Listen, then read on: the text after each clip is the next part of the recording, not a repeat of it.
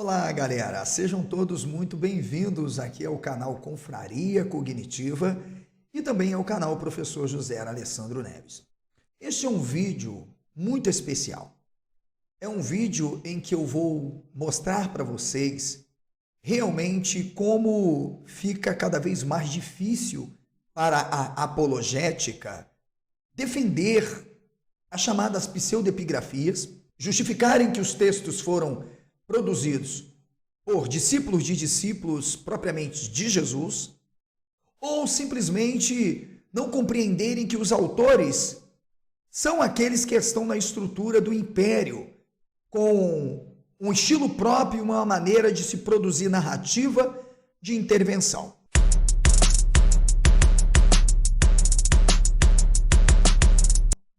O desespero bateu ao ponto de alguns não entenderem nem a dimensão da linguagem, da própria fonologia, e partirem para um apelo para falarem até da minha forma de pronunciar as palavras em grego.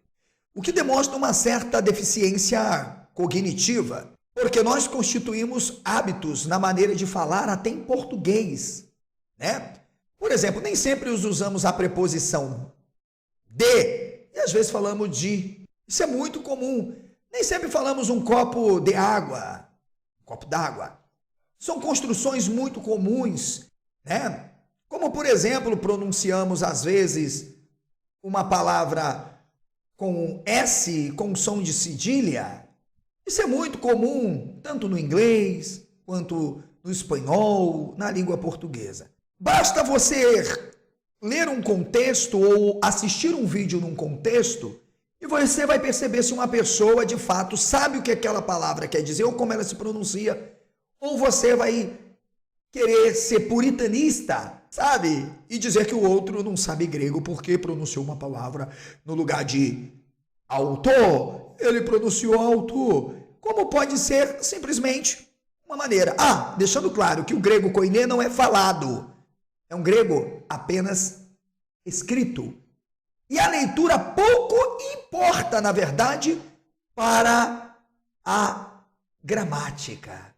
Pouco importa para a própria exegese e até para a tradução. Vai ver que vai aparecer alguém aqui que vai dizer que sim. Mas vamos ao que interessa. O desespero é tanto que, mais uma vez, apelaram para uma doutora, aquela que esteve no Arena, que disse que não, que as propagandas romanas e utilizadas, elas não tinham um fim de psicologia de massa e de manipulação. Não, que não era desse jeito extraterrestre. Claro que nunca foi. Então eu trouxe aqui um artigo publicado na tese de pós-doutorado, da própria doutora. Vamos lá? Vamos ver? Vamos ver o artigo da própria doutora, além do livro dela que eu tenho. Plutarco e a tradição cultural grega no Império. Maria Aparecida de Oliveira, pós-doutoranda na época. Ok? Isso foi em 2008. Vamos ver o que ela... Parece que ela nem leu a própria tese. Então, o artigo, mas eu vou trazer para você. Será que realmente Plutarco de Queroneia, o Lúcius ou Lúcias, pode não ter sido de fato o escritor? E a pseudepigrafia não é a falsificação ou atribuição de um livro a quem não foi. Pode ser o uso de um codinome, um prenome ou preposto utilizado como um atributo a alguém ou de si próprio na estrutura. Alguém vai dizer que isso não é a pseudepigrafia? Só se leu alguma merda, menos literatura clássica. Vamos ver o que a doutora vai falar sobre Plutarco. Vocês verão que ela vai falar justamente sobre a construção da identidade grega no Império, falando de Plutarco. Revela a preservação de um sentimento de pertença do mundo de Homero, Hesíodo, Heródoto, Teucídides, enfim, das cidades-estados. Ela consegue trazer para a gente uma visão clara do cristianismo, de uma natureza monolítica da cultura grega em Plutarco também. Portanto, falando de estilometria, que quem está falando aí não sabe absolutamente nada, porque é uma questão forense e científica de como analisar as habilidades, técnicas e estilos artísticos, a própria doutora produz isso, ok? Mas vamos ver o que a doutora vai falar sobre propaganda no Império Romano a despeito de Plutarco. Ok? Vamos ver. Ok? Vamos entender. Aqui, olha, ela traz uma citação do Jones e veja o que a própria doutora da produção do artigo traz. A considerar Jones, que atribuiu à política imperial de assimilação dos intelectuais gregos, tudo que o professor vem falando, oriundo de famílias nobres e abastadas, tanto quanto as judaicas também, como Flávio Joséfo. O lugar ocupado por Plutarco na sociedade romana, tá vendo? Ou Zizek, que viu nos escritos plutarquianos pensamentos conformados com a política expansionista de Trajano, poderíamos, à primeira vista, considerar os ditos dos romanos uma ode à pujança do império, bem como a propaganda da política expansionista do império. Mas calma. O Arena está desesperado. O professor Elior Lopes, o homem que o especialista, o maior especialista em grego do Brasil, que está preocupado com autus. É simples. Vamos à nota. Ela não só trouxe isso aqui, eu vou até marcar. Vamos à nota que ela dá de rodapé, porque ela faz uma citação. Vamos à nota de rodapé. Sobre a escrita como instrumento da propaganda imperial, ela traz o Zizek. Diz, Zizek interpreta a literatura da época imperial como divulgadora das ideias dos príncipes. E eu falei isso. E símbolo do apogeu político, social e cultural dessa sociedade. Ué, como assim? Como? Agora, as produções narrativas, elas tinham seus gêneros próprios. E os evangelhos não são biografias, histórias e memórias. São propagandas de intervenção política. E quem escreveu claramente foi uma elite intelectualizada pró-Roma e não diferente. Não saiu das penas de camponeses e pessoas desescolarizadas numa época que escrever dava status, direitos inclusive civis e político. Tá dando para entender? Deu? Ok. Muito bem. Vamos então agora a outro projeto, que é o projeto Fragmentos da Tradição e Recepção de Plutarco no Cristianismo. E veja, contra provas, documentos não tem argumento. Não se prova a existência de um Lucas até hoje. Não porque ele não tenha existido. Porque esse Lucas nada mais é do que um pseudônimo, um codinome utilizado por quem possa ter escrito o tal evangelho. E veja, o estilo plutarquiano, a dimensão platônica dos seus pensamentos são a bases do cristianismo. E Plutarco é o cara recepcionado na tradição como aquele que consolidou as bases do próprio Império Romano. Vamos ler? Esta forma de recepção justifica a imagem de Plutarco intrinsecamente amado pelos cristãos. Podiam, de fato, estes sentir-se gratos por encontrarem em Plutarco argumentos que fundamentassem os seus valores religiosos. Calma. Vejamos o que disse João Maropo, bispo de Euceta. Ele não se preocupou de falar de Lucas, Paulo, Barnabé, João, Mateus, Marcos, de Tácito, Joséfo. Não, ele não se preocupou. Vamos ver o que ele se preocupa em falar? Ele se preocupa em falar de Plutarco. Numa espécie de oração, ele diz: se quiseres afastar alguns pagãos das tuas ameaças, ó Cristo, poupa-me Platão e Plutarco. Mas por quê? Por que não pediu para poupar qualquer outro naquela? Mas Platão e Plutarco, vamos ver? Porque de fato ambos são em palavras e costumes. Em palavras e costumes, tá aqui, ó. Kailogon. Vai lá, professor Euler, corrige o meu grego. Kailogon, kaiton, proton, tas nomos. E, conforme as tuas leis, usando um termo grego que nos faz entender claramente o que era. E engestar. né? Encontro de dois gamas aqui, ó. Ok? Porque se ignoram que tu eras o Deus do universo, então só o dom da tua vontade é preciso para que, entre tantos, os queira salvar.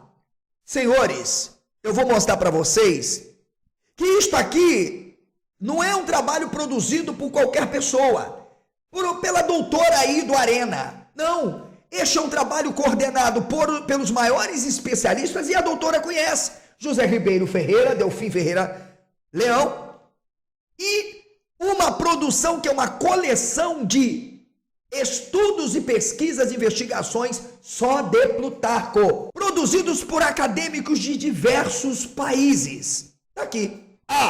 Lembrei de outra coisa. O termo empregado por Plutarco, anataxastai, ali, é sim somente encontrado em Plutarco.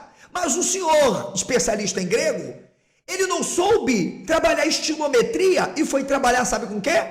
Só para os que estão aplaudindo, raiz da palavra e cognato.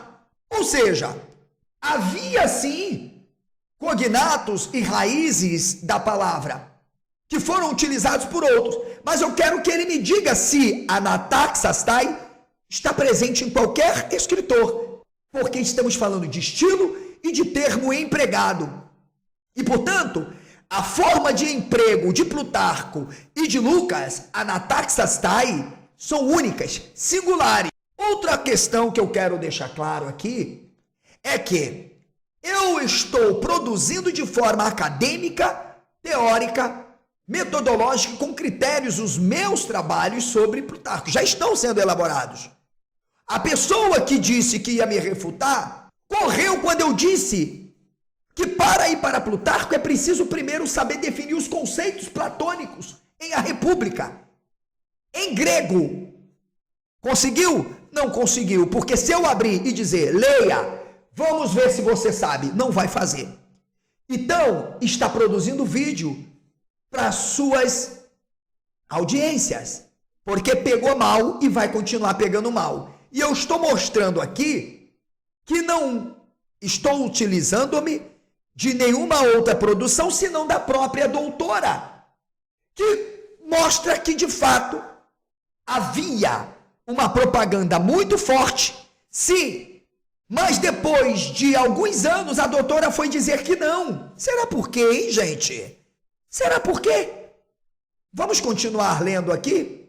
Pelo contrário, diz a doutora, percebemos que Plutarco principia os ditos romanos com Mânio Cúrio, cônsul em 290 a.C., que derrotou Pirro, rei de Épiro, com esse dito. E aqui, veja, então eu estou mostrando que a própria literatura, mas eu tenho mais.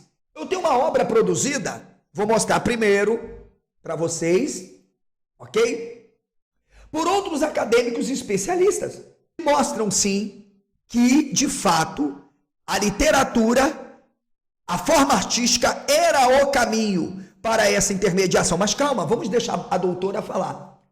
Percebemos que Plutarco conhecia as dificuldades de comunicação entre os gregos e o imperador. Com isso, emprega a literatura como instrumento de aproximação, de contato. Não preciso falar mais nada. Agora, calma aí, meu amigo.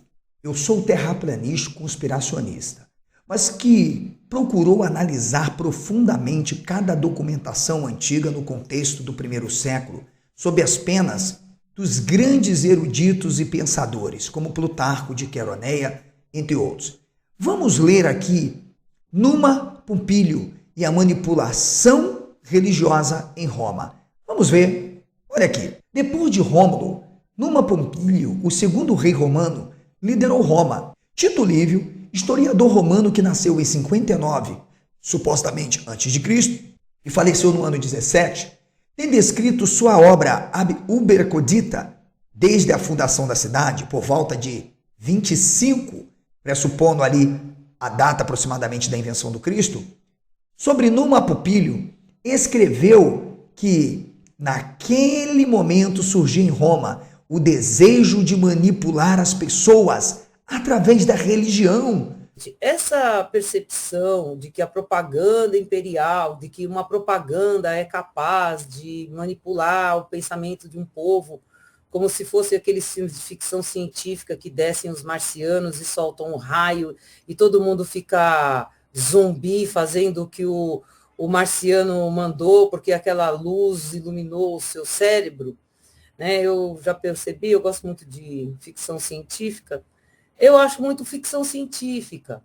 Naquele momento surgiu em Roma o desejo de manipular as pessoas através da religião.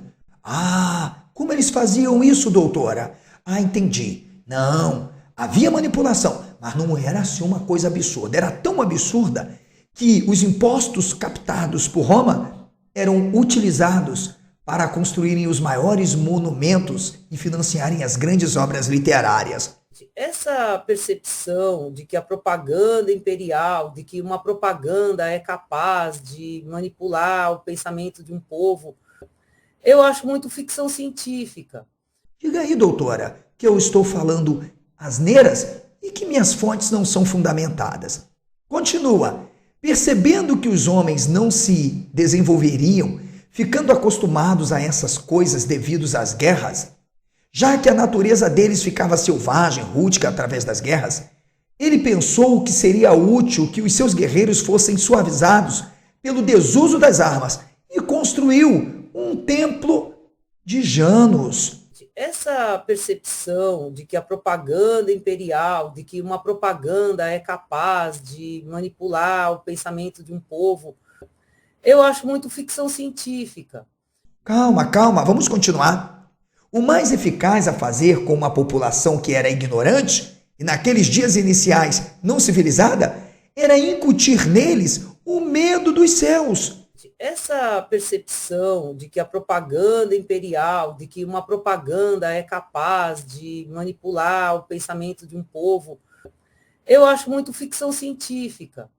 Como ele não podia colocar isso em seus corações sem inventar uma história maravilhosa, fingiu ter encontros noturnos com a deusa Egéria e afirmou que os conselhos dela o orientavam no estabelecimento dos rituais mais aprovados pelos deuses e no apontamento de sacerdotes especiais para os serviços de cada um.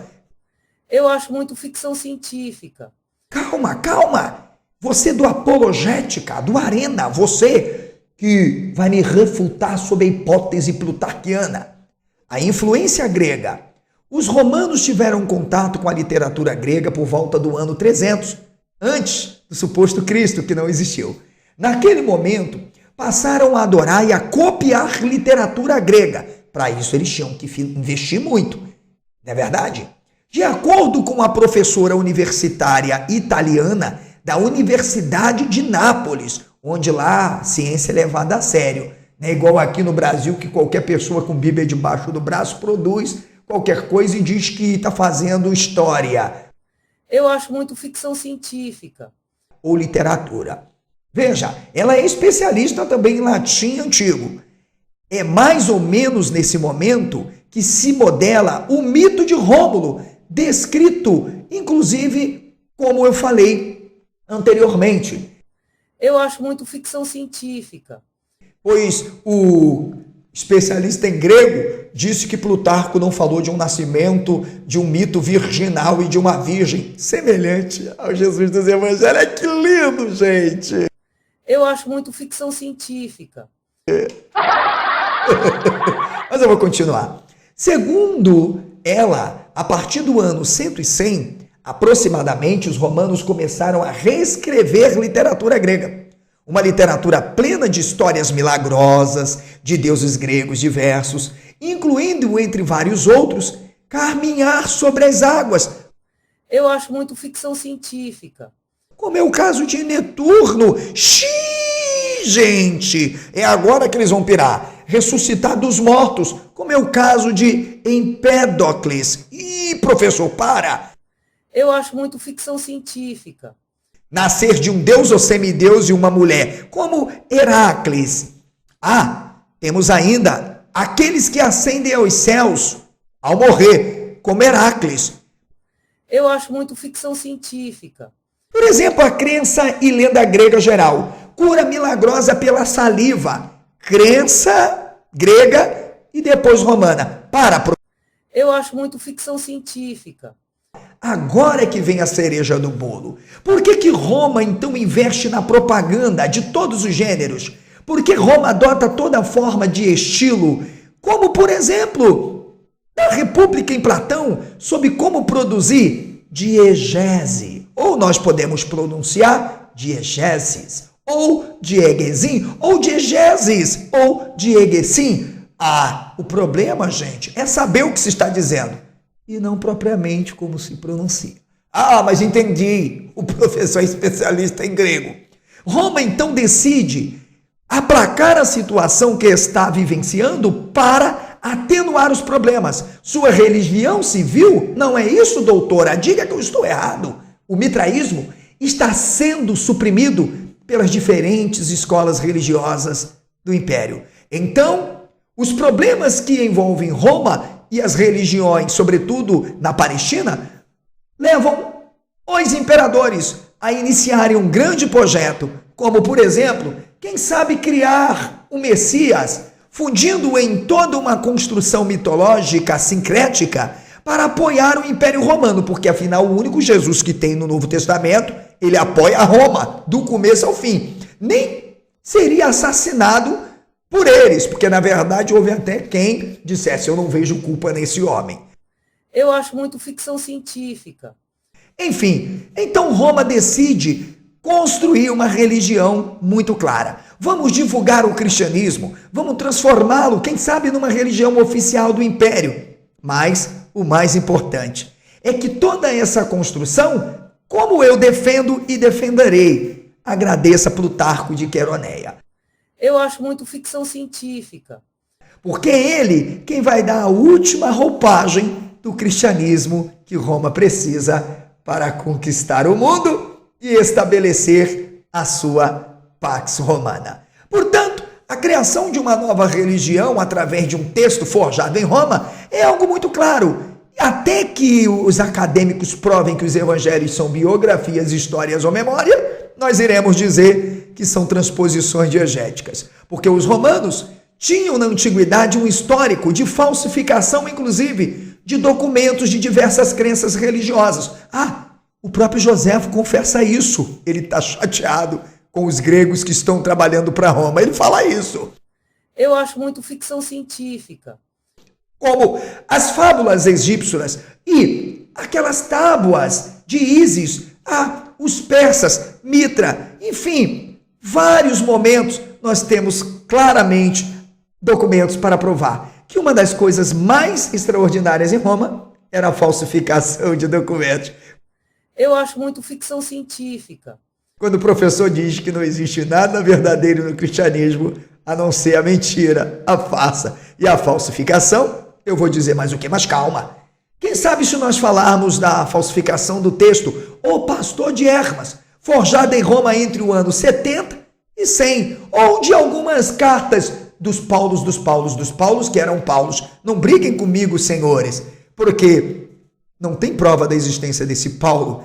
E o Lucas só existe um, e ele com certeza foi um grande legislador, escreveu para o Senado e, na verdade, usou toda forma de linguagem que poderia para fortalecer o Império Romano. Portanto, por trás de tudo isso, a maior mentira da história do Ocidente foi se consolidando, claro, e o mito, claro, se torna a base do Império através das historinhas contadas transposicionais diegéticas dos evangelhos.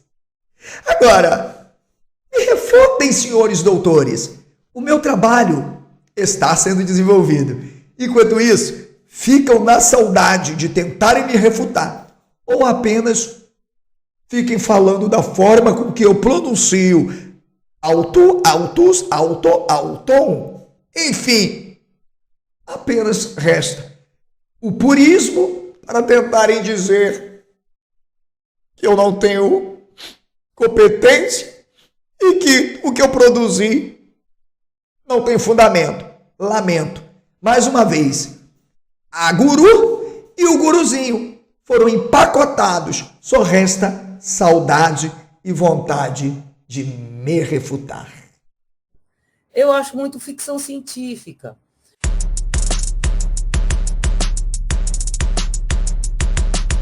O canal Confraria Cognitiva conta com um amplo espaço para o seu desenvolvimento, o GABD. Ali você desfruta de um ambiente didático, pedagógico, acesso a uma biblioteca digital, a diversos cursos e muito mais. Além de poder me seguir no Instagram, no TikTok, no Quai e participar do nosso grupo de WhatsApp. Seja membro do Confraria.